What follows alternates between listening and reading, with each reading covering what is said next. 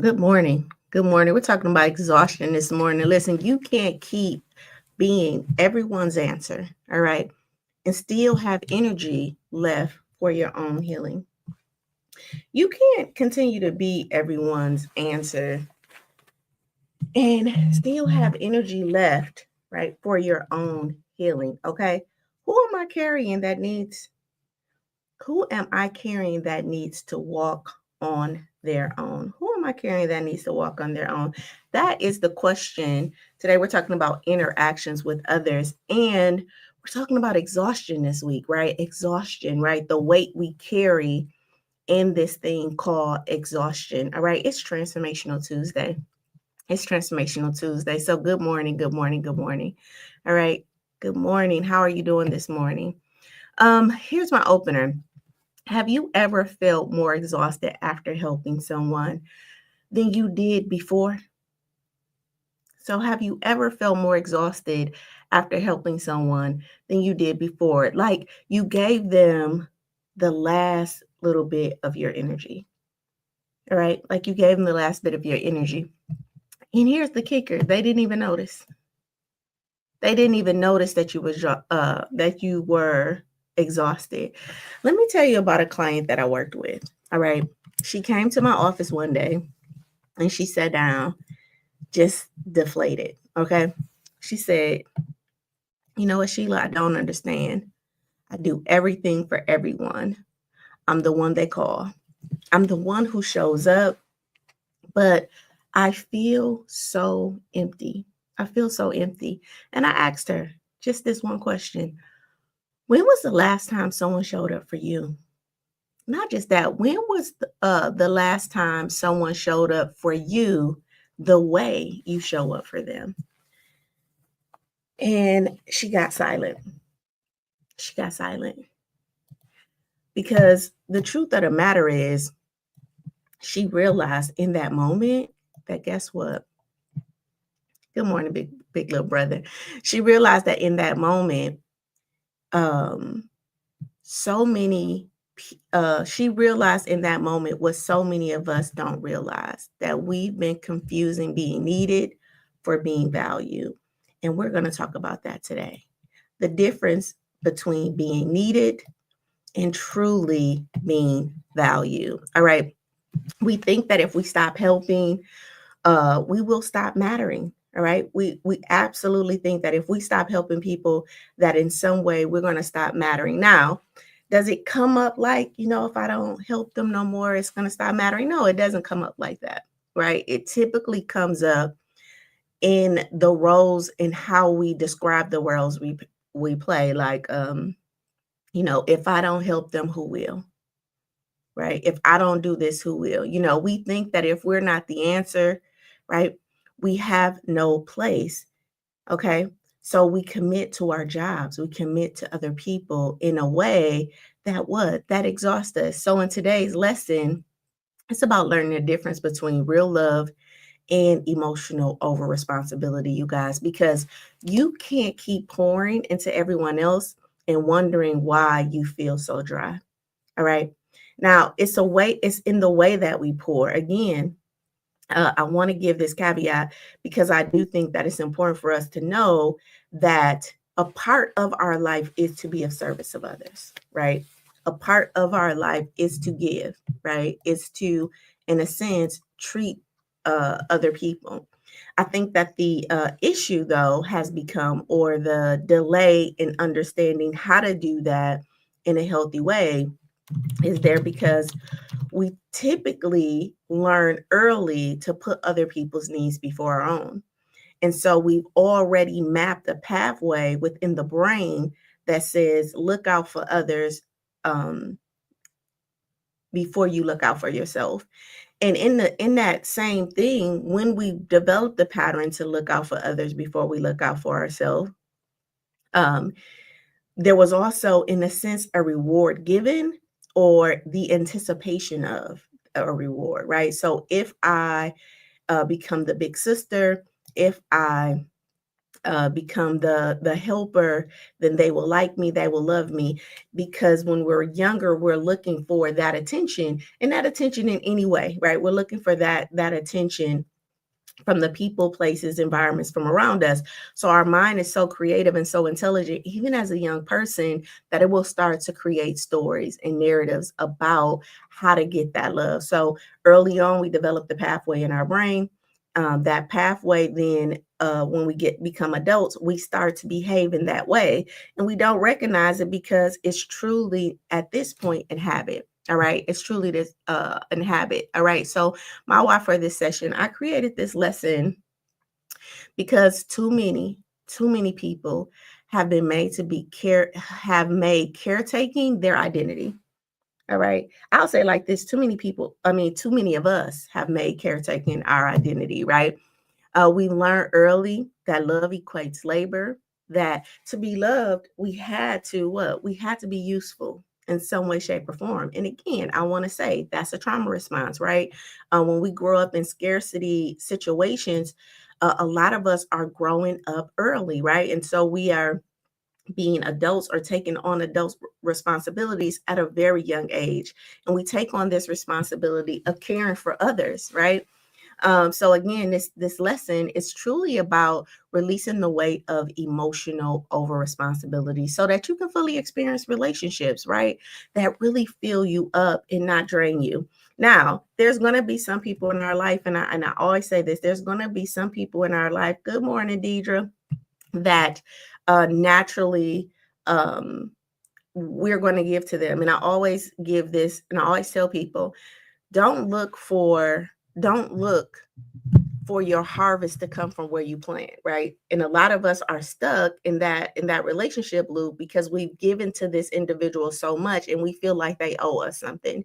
And that sense of owing you is the very reason why you're depleted, because you're in a sense waiting for this person to give you something that if you look up, you have been accounted for that thing, right? If you shift your focus, some way life has addressed that, has given it back, but you don't see it because it didn't come from this individual. Let me say, I'm gonna give an example. So say you're a good caregiver, or or you're very helpful and kind, right? And the people in your immediate circle is just not at all giving you that thank you. And you may go to work, or you may see somebody in the store and they may say, "Oh my God, you're so helpful. Oh my God, you're so useful." And your brain will say something like, "Yeah, I wish the people around me would recognize that. I wish my boyfriend would recognize that. I wish, my mom would see that. I wish my dad would see that," right? In a sense, you dismiss the life, in a sense, coming, or God, in a sense, coming to acknowledge that, because you didn't get it from the person that you wanted to, which creates more of a cycle for some of us to work harder to get their attention. Well, if they see it, then maybe if I work a little harder, right? If the stranger sees it, maybe if I work a little harder, my mate will see it, my mom will see it, right? And that just gets us in this a deeper pattern, to the point where we start to become a little bitter. All right. So my disclaimer for today, I did so what's coming up in my spirit, I need to say this. So I remember, like in my 20s, I don't know, I was dating, and I would get compliments like, "Oh my God, you're so, beautiful. Oh my God, I love your smile," this, that. And I can remember feeling like that same type of thing, like, "Oh, I wonder, does he think, right, that my smile is cute? I wonder, does he think my I wonder, does he think my looks is good? I wonder, does he like my hair?" Right? Whoever the focus of my attention was at that time, it was kind of like this. I wonder, does he think that?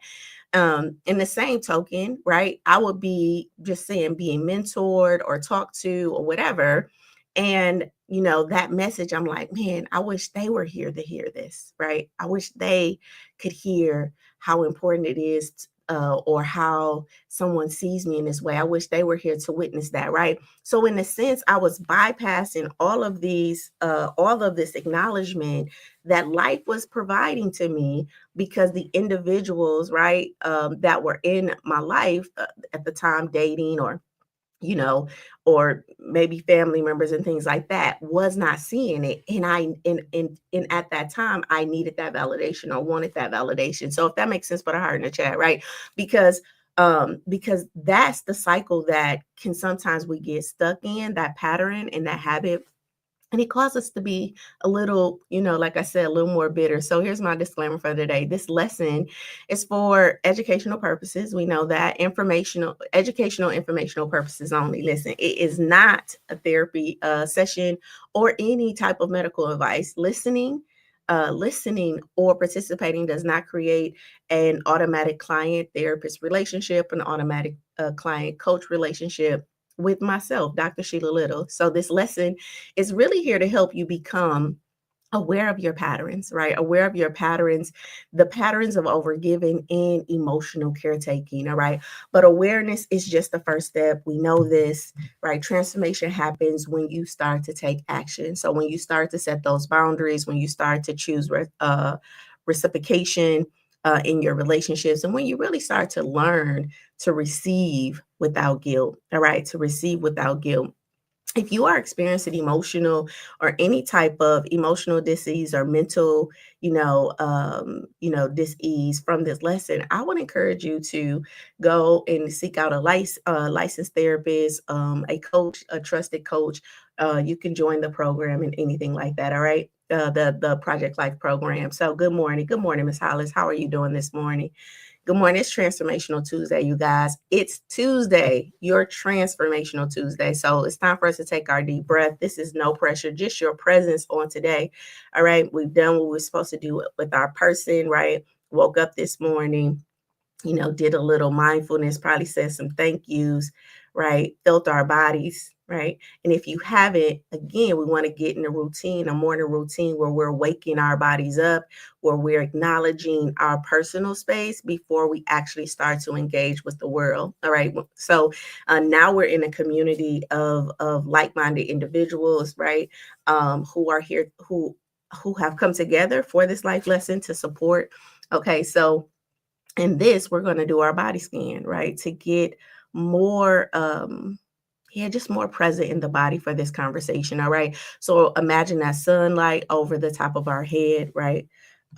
Pouring down into us, like picture pouring into a glass of water. And we know that when water pours in a glass, right, it starts at the feet. So let's start with our feet.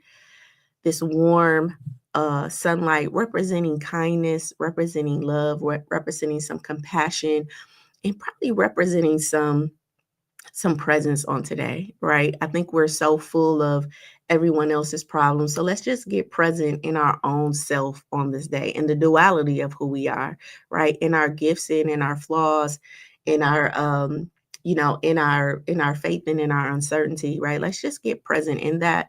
So as we fill our bodies up, we go up our legs and we feel this warm sunlight filling up our legs, our butts, up our torso, acknowledging the spine and the nervous system, every vertebrae, right? Acknowledging the organs, right? Our stomachs, our ribs, that's protecting our lungs, feeling our breath go into our lungs,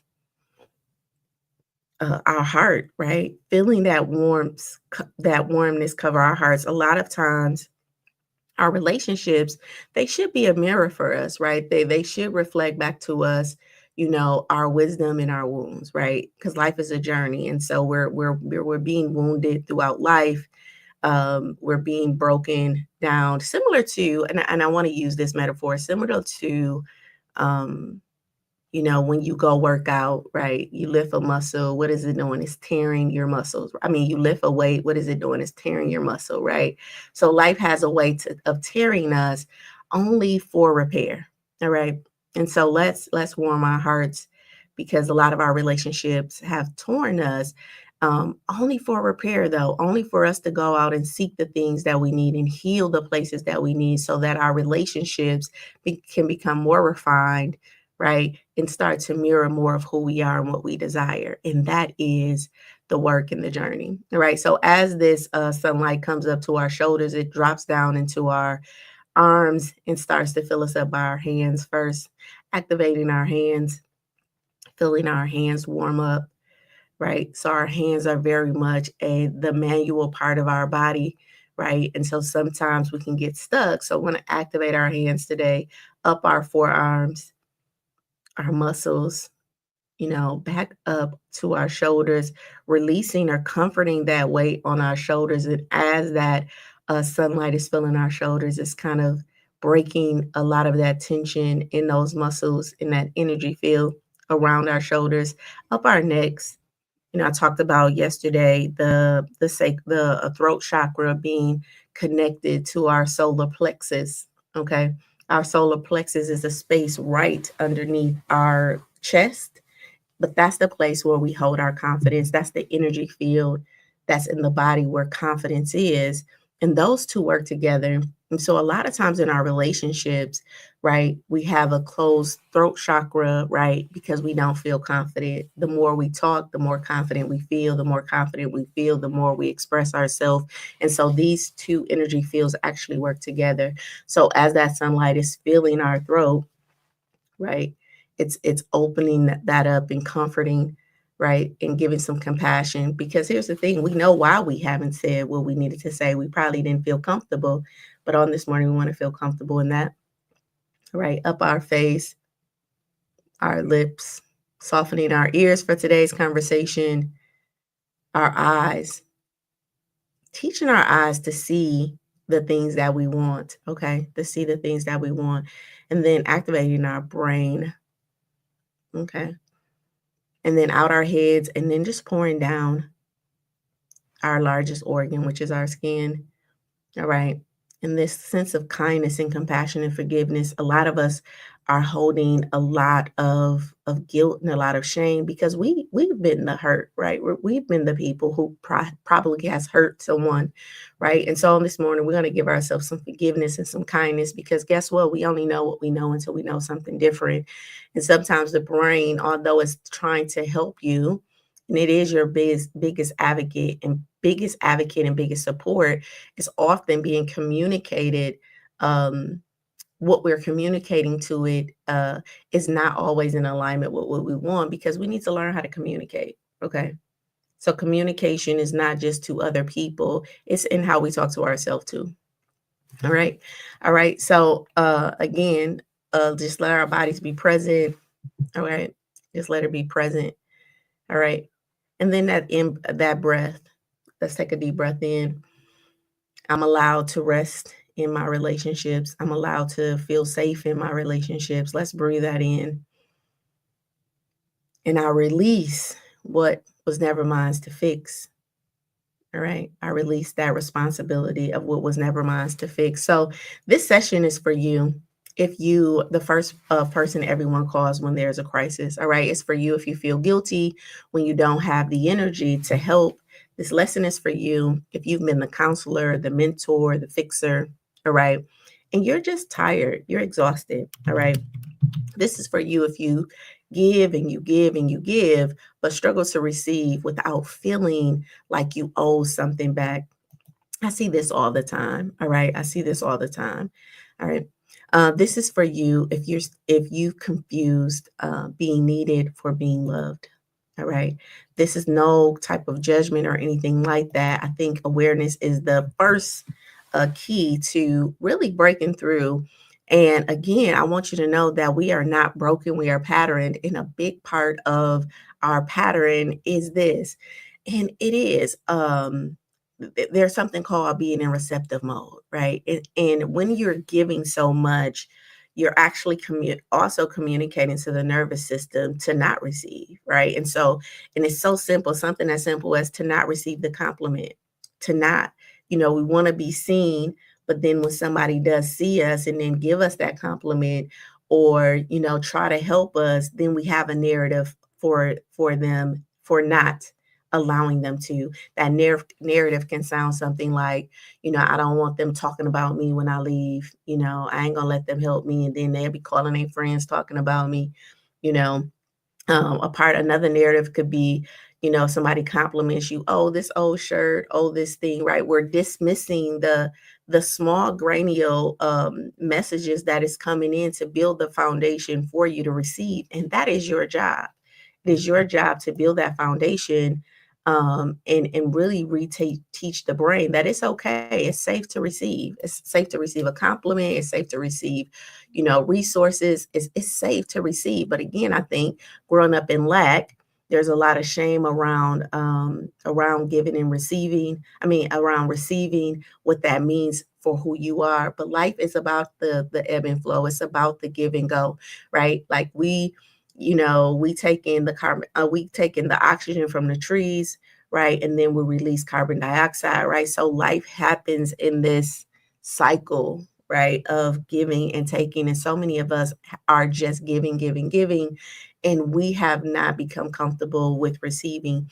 And that part of us is feeling burnt out. So our powerful quote for the day is that you can't keep being everyone's answer and still have energy left for your own healing. You can't continue to be everyone's answer and continue to have energy for your own expansion. All right. We're talking about the weight of carrying others on this morning, when helping becomes hiding and love becomes labor. All right. When helping becomes your hiding and love becomes your labor, you have learned to equate value with how much you give. All right. But here's what nobody told you. Here's what nobody told you. Overcaring is a trauma response. Overgiving is a trauma response. Putting other people's needs before your own is a trauma response. All right. All right. It's not generosity. It's a form of control. You're managing chaos, the chaos of your own emotions, the chaos of your own wounds. So you're managing chaos by making yourself indisposable. All right. By making yourself indisposable. And the cost of that is your peace. It's your energy and it's your ability to receive. I'm going to say that again. You are because at this grown age of an adult, at some point we have to take accountability for our decisions. And you'll hear me say this, cap, right? You either causing it, you allowing it, or you participating in it as an adult. All right. And so this controlling nature to give, to help everyone, to be the fixer, to be superwoman, right? One is creating bitterness, but it's also in that bitterness, that dis-ease that you feel, right? There's a cost to that's costing your peace, it's costing your energy, and it's costing you your ability to receive. So I had a client, and my client, I'm gonna call her Maya. Maya was that first friend, right? She was that friend that everyone looked to, right? The one everyone texted at 2 a.m. in the morning, the one that everyone called that needed when they needed something. And she was that friend who dropped everything to really help everyone, right? She came into my office burnt out, all right, burnt out, bitter, resentful. But guess what? She still had this desire to show up for the people in her life, you know? And I talked about this word of apathy, right? So she's burnt out, she's bitter, her relationship is hanging on by a string, and she's apathetic, right? She really is at this point where she doesn't care, right? But she still has this pull and this draw to help people. She looked at me like, so I asked her a question. What are you getting from this role, right? What are you getting from serving others to this extent, right? And she looked at me like I had helped her solve a calculus problem, right? Like a very sophisticated problem, right? So what we was able to identify is, oh, before that, I had asked her a different way. I'm like, what do you fear will happen if you stop saving everybody? What will you fear happen if you stopped, right? And she whispered, they'll leave me. I'm scared that they'll leave, right? I'm scared that they will think that I don't love them. I'm scared that they will feel like, I'm the person that they always accuse me of being, which is selfish, right? And that was it. That was the breakthrough. right? That is where our work began. She wasn't helping because she wanted to, you guys. The key here is that she was helping because she believed that her value was conditional, that her value was based upon her helping other people, that if she stopped being useful, that then they would stop loving her. All right. All right. And here's the truth. Some people don't leave when you start to set boundaries, right? Some people actually do leave when you start to set boundaries. Okay. But some people will learn how to accept those boundaries. And I say that, a lot of times we're cutting people off, but there is an organic, healthy way, right? That we don't have to go in and cut, right? We can just stop watering the relationship with the pattern, right? We can shift the pattern. And when we start to shift the pattern, right, and stop watering those relationships, right, either that relationship will die off on its own, right? And if it's strong enough, it will become a part of your ecosystem. All right. So here was her truth. When she some people did leave when she started to do her boundaries. But you know what else happened? She started to attract people that started to value her, right? She actually, and I'm not encouraging this for anyone else, but she actually had some tough conversations with her mate, right?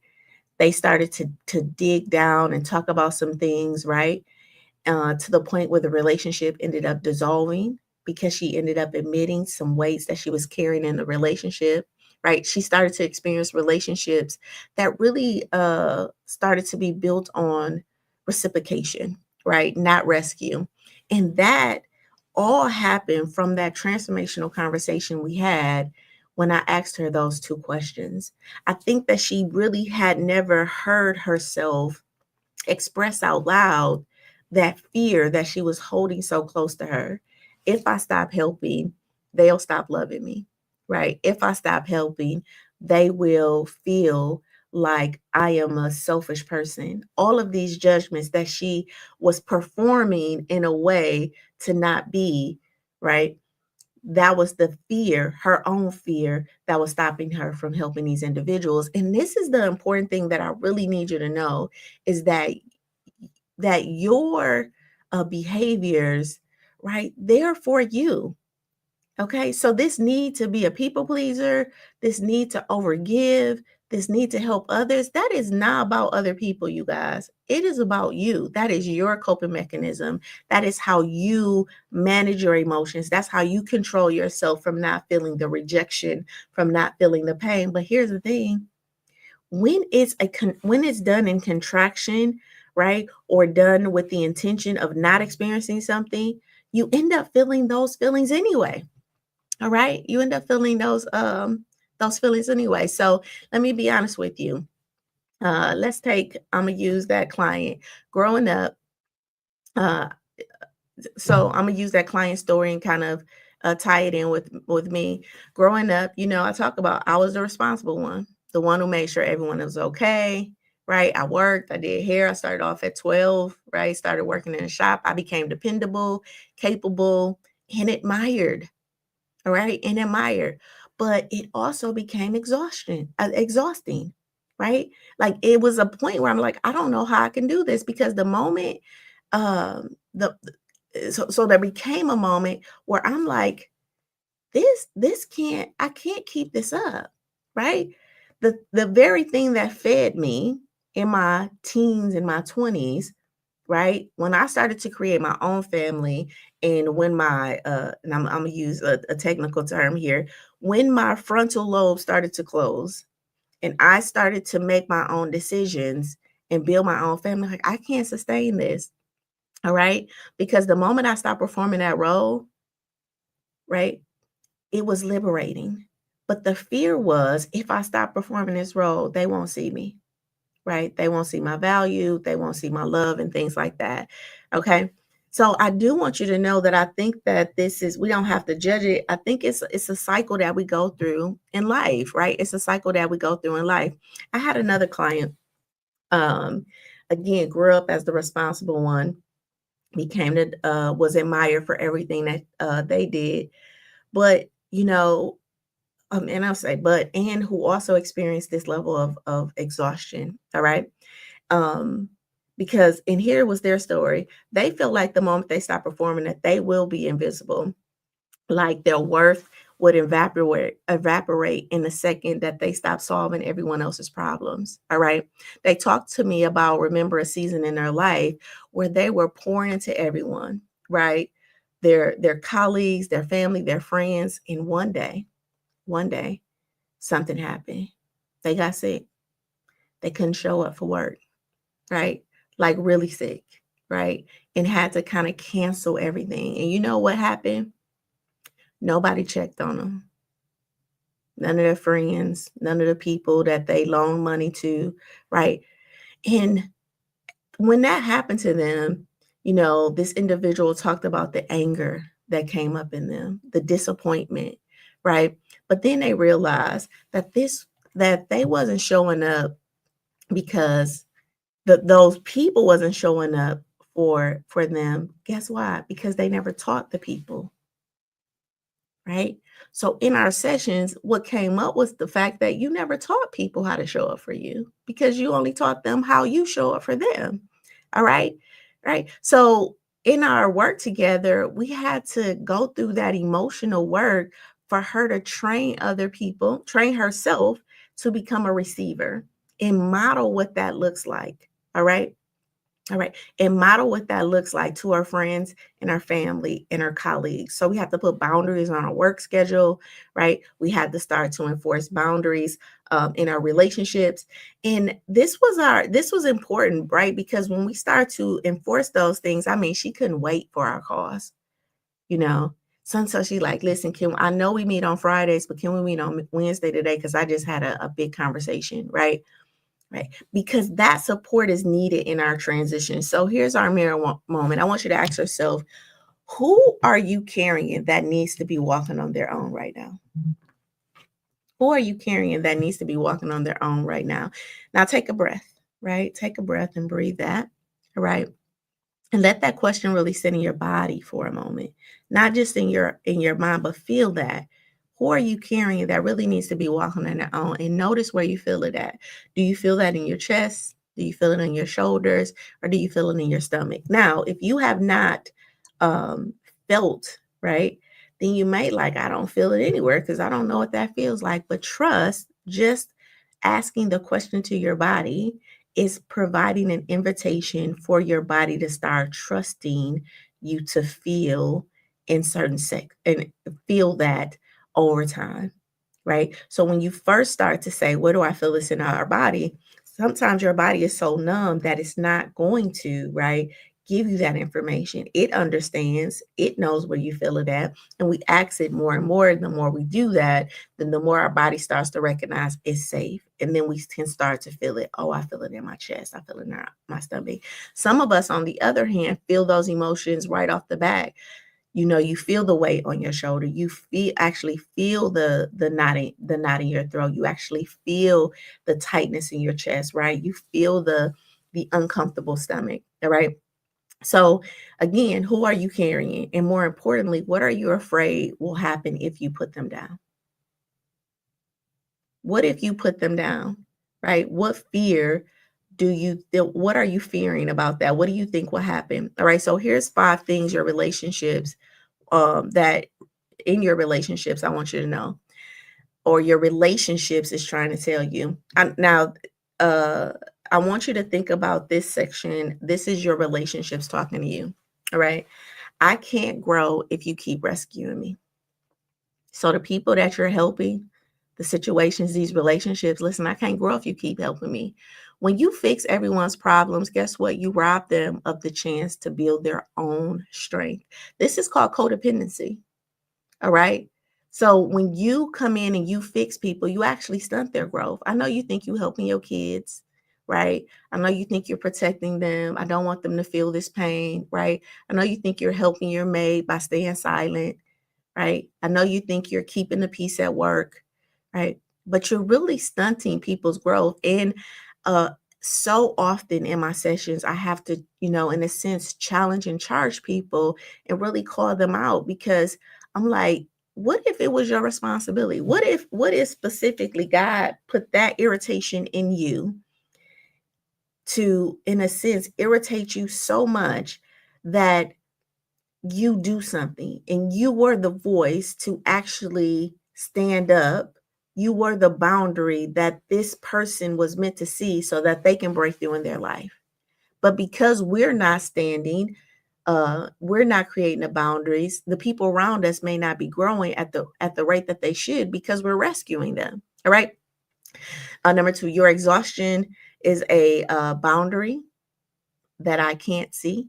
Right. So this is what your relationships is telling you. Listen, your exhaustion is a boundary that I can't see. Right. So the people around you, they don't see your exhaustion. People don't know that you're depleted if you keep showing up like you're fine. If you keep saying yes. Now they may see your irritation, but then they like, oh, that's just her. That's just him. He always got an attitude. But they ain't associating that with your no, right? They just feel like you're an attitudey person, right? And they probably had some angst before calling you, but they called you because they probably knew you was going to say yeah. So they was willing to go through the attitude, right? Again, your exhaustion is a boundary that they can't see. All right. Number three, love without reciprocity isn't love, you guys. It's codependency, right? It is codependency.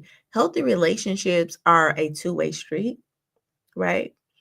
Now, not a 50-50 street, not an 80-20 street, not a 20-80, right? It's a your capacity and their capacity. And sometimes you can give 100% and sometimes you can give 20%, right? 20% is your 100%. All right. And the same with other people because they're flawed. So this is not about 50-50 conversation, but healthy relationships are two-sided. And if you always are giving and never receiving, someone is broken or something is broken. I'm sorry. And someone is patterned. All right. So something is broken and someone is patterned. All right. So Miss Hollis said, I am her. And she said, right, right. So, and then number four, your relationships. I need your truth, not your performance. Your relationships, it needs your truth. I don't care what relationship it is. Again, I say this, we're in relationship with everything. Your relationship with your money, your relationship with your time, your relationship with your clothes, your relationship with your car, your relationship with the shoes you put on, your relationship with the dishes, your relationship with the refrigerator, with the food, right? We're in relationship with everything, right? We have a relationship with these things because we interact with them, right? And then we're in relationship with human beings, right? With our colleagues, with our jobs, all right? So, but all of these things, right? These individuals, they need your truth, right? They need to know what the boundary is. They need to know what you value, right? They don't need your performance. You need your performance, right? That is your coping mechanism. Right. So real relationships happen when you start to show up as you guys, not the version of you that always has it together. Right. So you have it together on one call and then you're maybe calling your friend, talking about this individual or, talking about your burnout on another call, right? Or you're having it together on the call and then you hang up the phone and now you're having a whole conversation in your head about how you don't have it together and how you mad that they even called you. But remember, I say your boundaries are for you. Your no is for you. And I say no, okay? But there's also another no, KNOW, right? That's the knowledge of. Know your boundaries. Know what you value. Know what you can and can't do, right? Know those things. So when you say, Kate, when you say NO, it's coming from a place of truth, right? And I have to continue to say this. When you say no to other people, it's not that you don't want them to have that thing, right? So I have my mom, she smokes cigarettes, right? And I used to, when she would call me and ask me for cigarettes, right? I would be like, you need to stop smoking, right? Maybe you need to stop smoking, right? That was my way of getting her to change her behavior so that I wouldn't have to buy her cigarettes, right? So if she changed her behavior, then she would stop asking me to buy her cigarettes. That was my sophisticated way of doing that. And then what I realized was, you know what? Everybody got their vice.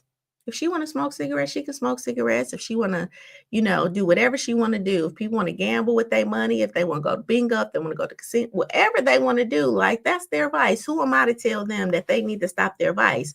But that was my coping mechanism. If I can fix you and stop you from doing this thing, that I don't have to say no to you because you won't come and ask me for that. All right. Here's the thing. That never worked. Right? It put more tension in between us. So what I started to do is like, I want you to have those cigarettes, mama. I'm just not going to buy them for you. Right? Like, no, I don't, I'm not going to buy them for you, but I want you to have them. Who else do you think you can call? Like, I'm helping her be resourceful. Right? I'm gonna pray. Whatever that thing is that you want, I'm in agreement with it. If you want to smoke, I'm in agreement with you. Listen, God said with two or more in agreement. All right. But I don't have to be the provider of it. All right. And so one of the things that we have to dismantle or dismantle in our mind or disrupt is this idea that when you say no to a person, you don't want them to have that thing, right? It's not up for you to tell people what their vices are, what to do with their money, how to move their money, how to invest their time, right? But we will do that as a form of control so that we don't have to what? We don't have to behave in a certain way, or we don't have to do anything or feel something. And it's just important to know that people can live their lives. They can have their vices, and we have to just learn how to let people have what they want in this life, right? And then detach ourselves from it and know what we value and know what we want and be able to stand in that. All right. And then number 5, teaching your the relationship is saying that you're teaching me how to treat you. All right. So every time you give, you show it with no boundaries. You say this my last time, but you give it again, right? You do those things. You're teaching people how to treat you. Every time you say yes when you mean no, you're showing people that your boundaries, they don't matter, right? They're just trying to figure out a different way to get you to say yes, right? And people can get very sophisticated. All right, so here's some insight I want you to know. You're wrestling with emotional over responsibility, the belief that your job is to fix and rescue others. Fix, rescue, and carry others, because over caring disconnects you from real intimacy. So the result of that, or why this matters, or why you need to know um, that this, I'm gonna say it again. You're wrestling with emotional over responsibility, the belief that your job is to fix, to rescue, and carry others. Why is important to know that? It's because over caring actually disconnects you from real intimacy, you guys. People connect with your role, not your reality. And when that role stops, guess what? The relationship dissolves, right? And we see this a lot. So just say, oh, we worked at a job and you worked with a colleague and y'all saw each other every day, right? Proximity, right, was the relationship. Okay. But this person became your friend. You started to invite them to your kids' parties. You started to invite them to your house, you're talking to them every day, right? Because you have built a relationship with them. All right. Now just say you move jobs. Guess what? Now you don't talk to this person anymore. Now you probably feel used by this person. You're like, what happened? Well, your role changed, right?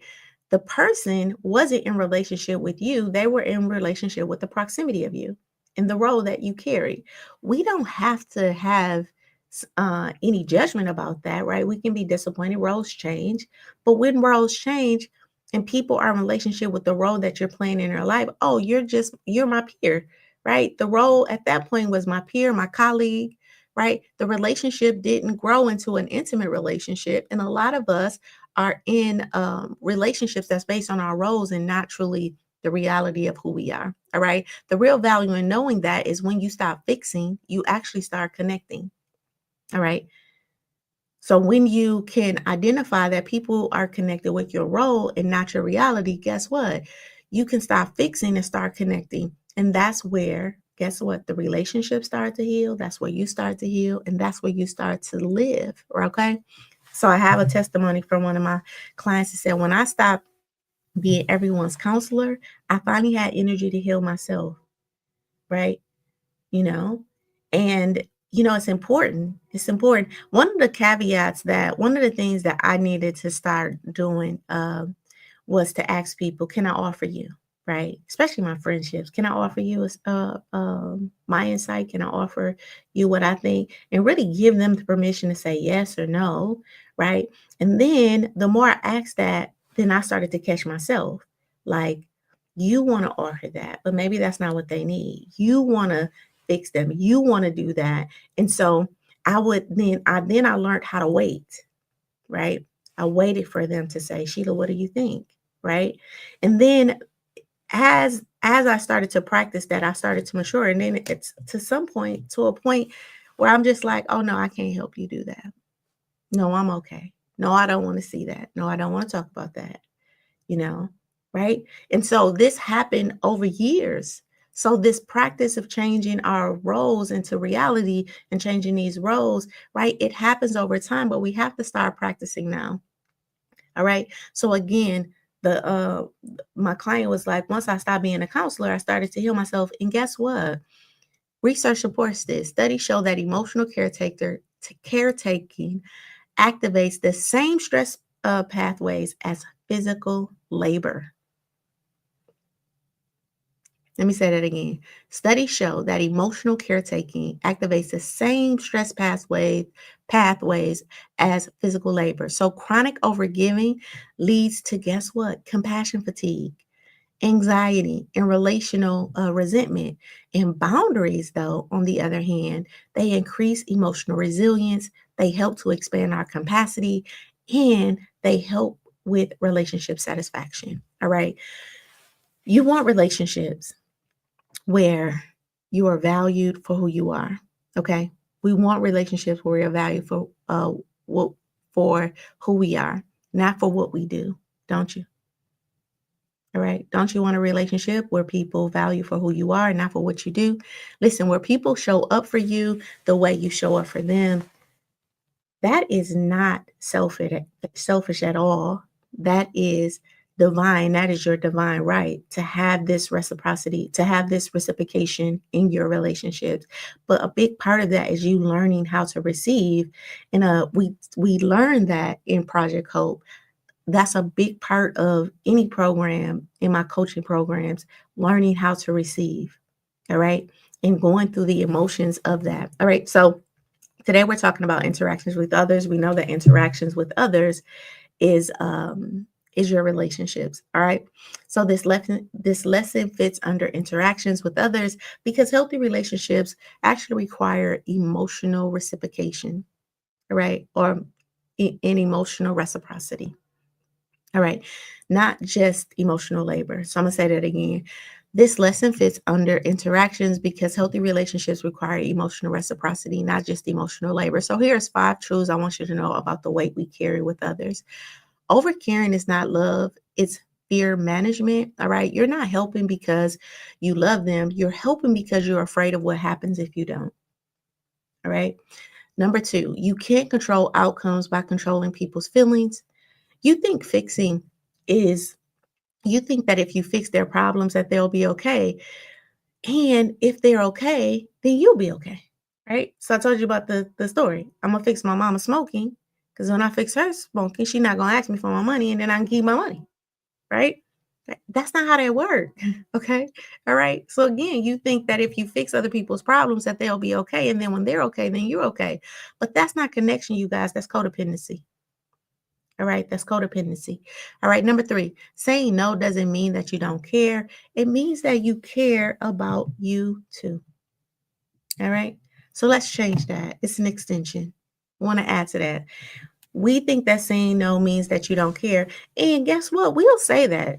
If you've ever asked for help and somebody said no, you'll say something like, they don't care about me. They don't care that I'm going through this thing. It's your own belief. All right, which is why you struggle with saying no, because you believe saying no means that you don't care. So because you want to prove that you care, then you're going to say yes with the hope that they think or see you as a certain way. But listen, saying no does not mean you don't care. It means that you care about you too. All right. So boundaries aren't walls, they're bridges. And they're bridges that balance our relationship. They're bridges that communicate our values, right? right? And there are bridges that allow for two-way movement. All right. I'm a those boundaries are in a way and in how I engage with the world. Okay. Number 4, real love lets people struggle. I know we think it don't, but it do. All right. Love is more about accepting people's flaws, learning to accept them, learning to accept people where they're at in their journey, than it is about changing and fixing and saving people. All right. But we think that love is about changing and fixing and saving people, when true love is truly about the discipline of acceptance. I'm learning how to accept you for who you are, right? Not for who I want you to be. All right. So sometimes the most loving thing that we can do is we can step back and we can let someone face their own consequences. We can let someone handle their own problems. We can let someone figure it out. All right. And that's the most loving thing that we can offer. Okay. And number 5, receiving is just as important as giving, you guys. All right. And I know again that a lot of people struggle with receiving. All right. But it's just as important as giving. If you can't receive without guilt, right, you're blocking intimacy. And you may be struggling with uh I don't know, connection. You may be struggling with feeling seen. You may be having a lot of dis-ease around that. But a big part of your intimacy is receiving.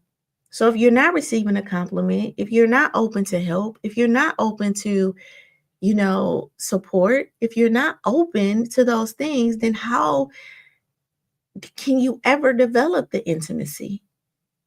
The intimacy within your family, the intimacy within your relationship, even the intimacy between you and yourself. All right. All right. So let people love you back and allow yourself to love you by saying no, by creating the boundaries, by learning what you value. All right. All right.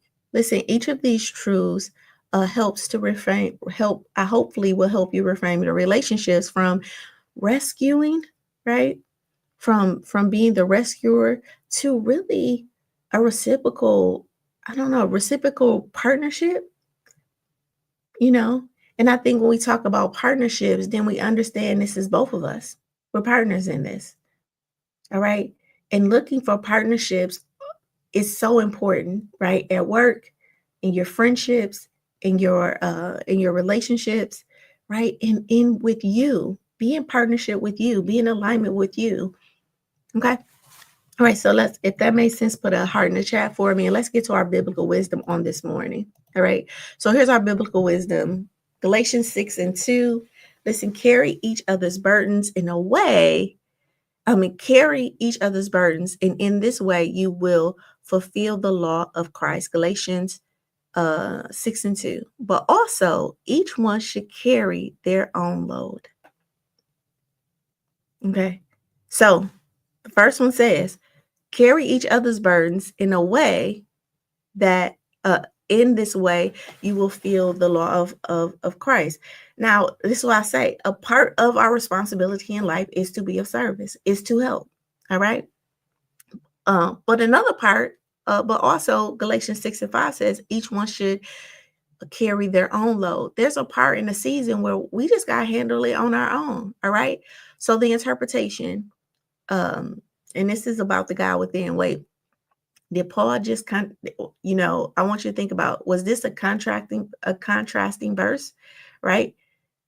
Right? Is these verses in some way competing with each other? No. What this verses is teaching is the difference between burdens and loads. Okay, listen, a burden is something temporary and overwhelming, like a crisis, a loss, or a moment where someone generally cannot stand on their own. All right. A load, though, is a daily responsibility, the stuff we all are meant to carry on our own. So, again, carry each other's burdens. All right. And in this way, you will fulfill the law of Christ. All right. But also, each one has their own load to carry. And I love this because I think that if we don't understand the difference between a load and a burden, that we will what? Carry someone else's load. And it's for them, that load is for them to carry. But if someone gets into a burden, then I will help you. And we need to be able to distinguish the difference between the two. All right. Again, a burden is something that's temporary and overwhelming, like a crisis, a loss, or a moment where someone genuinely cannot stand on their own. But a load is the daily responsibilities. And some of us are stepping in, helping other people manage their own load. And because they're not managing it, they're not being independent. And a lot of times we are talking about people who, or we're mad at people because they want us to help so much to like feed them, right? And it's like that would be your load, right? Right? That's not a burden. That's your load. You got to figure that out. All right. So the God in you, your wisdom and discernment knows the difference. So you're called to help with burdens, but you're not called to help carry someone else's load. All right. When you carry someone else's load, you rob them of their strength. When you carry only burdens, guess what? You honor both dignity and your capacity. All right. So neuroscience supports this by saying when you overfunction for others, your brain neurons actually activate as if their stress was your stress. So you have your own load to carry, and then you go and you take on other people's load. What will happen is in your brain, there's something called mirror neurons. Those mirror neurons will start to activate, and now guess what? Their load starts to feel like your load. So now you're not even carrying your own load, you're carrying whose load? Your load and their load. And if you're doing that with 3, 4, 5, 6 people, you're carrying 3, 4, 5, 6 people's stress. All right. So, and when that happens, your cortisol levels rise, your body enters fight or flight, and guess what? You become dysregulated trying to regulate them. All right. But when you practice differentiation, right? Differentiation, knowing where you end and where they begin. All right. When you start to practice, this is where I pass the baton to you. This is where I stop and you start. I'm the grass, you the concrete. My grass stop here, concrete starts there. That's how we differentiate. All right. All right. That's how we differentiate. All right. So when you start to practice differentiating, your nervous system says, nervous system actually stays calm, and you can be present without being enmeshed, right, in this person's load. All right, in this person's load. In modern times, what this means is that help when it's needed, but don't rescue people from the lessons that they are meant to learn. All right. And a lot of us are helping people, or we're stopping people from learning the lessons they need to learn or meant to learn. We do this with our kids. We do this with our mates. All right. And we really need to learn how to do something different. All right. Good morning. Good morning. Um, our promise verse. Matthew 11:28, come to me, all who are weary and burdened, and I will give you rest. Notice that the Yahshua Messiah didn't say, go fix everyone's problems so that I can give you rest. Yahshua Messiah said, come to me. The God within you is reminding you that you are not the Savior. You already have one. And one of the things you will hear me say is we pray into the same God, right?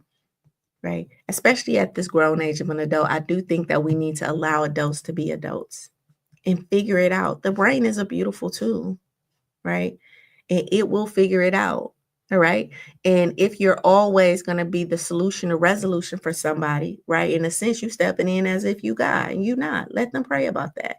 Let them build a personal relationship with God. Let them learn how to pray. Let them learn how to strengthen their capacity. It's okay. You gonna be okay.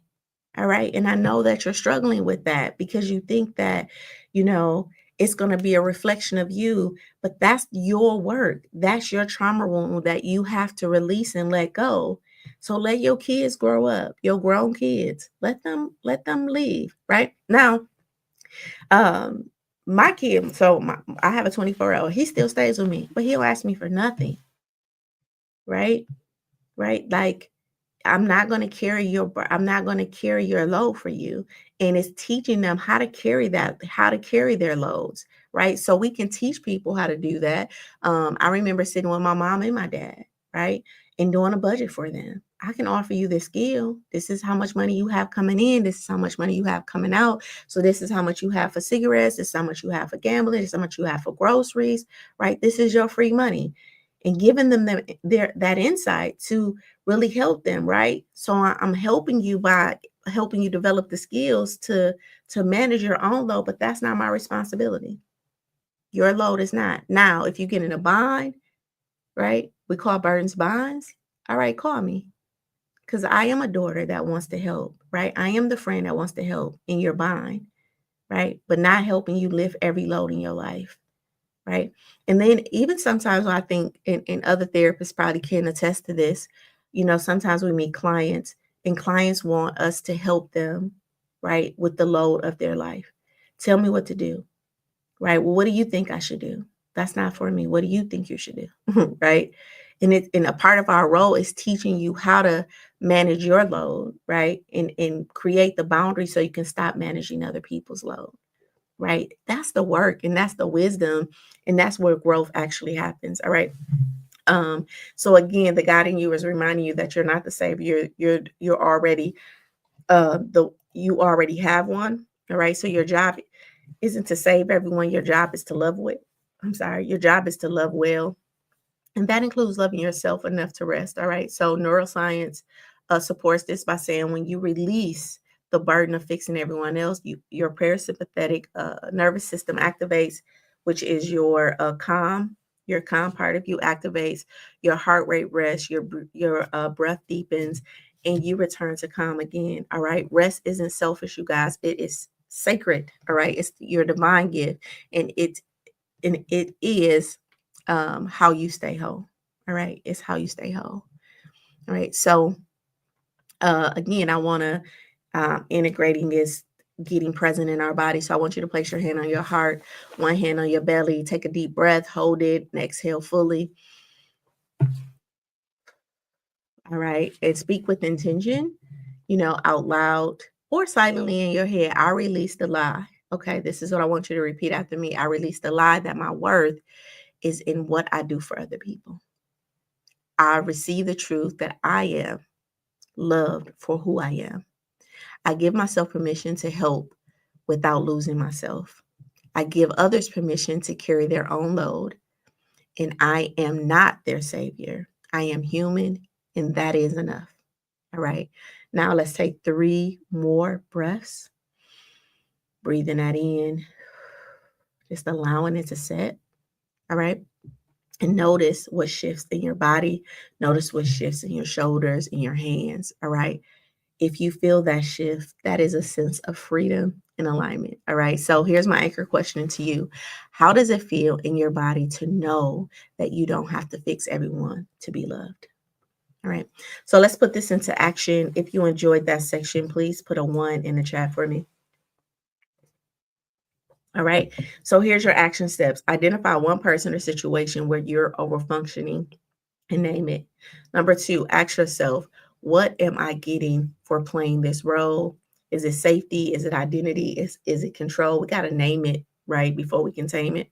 And then number 3, practice saying, I care about you, but I can't carry that for you. Listen, I care about you, but I can't carry that for you. All right. That's something you got to carry on your own. All right. Your journal prompt, who am I carrying that really needs to walk on their own? All right. And then your relationship audit for today. Yesterday, we did a love of self audit. Today, your relationship audit is for the weight that you carry is I want you to finish this sentence. One relationship that drains me is what I'm getting from this role is what? All right. So one relationship that drains me is what? And then what I'm getting from this relationship is what? And then what I fear will happen if I stop is what? All right. And then one boundary I need to set is what? What is that boundary that you need to set? And then what receiving love without guilt looks like is what? Okay. Now, when I'm doing these audits with people, a lot of times that vision part, receiving love without guilt, what would that look like? If you're finding that you don't know what that looks like, that's okay.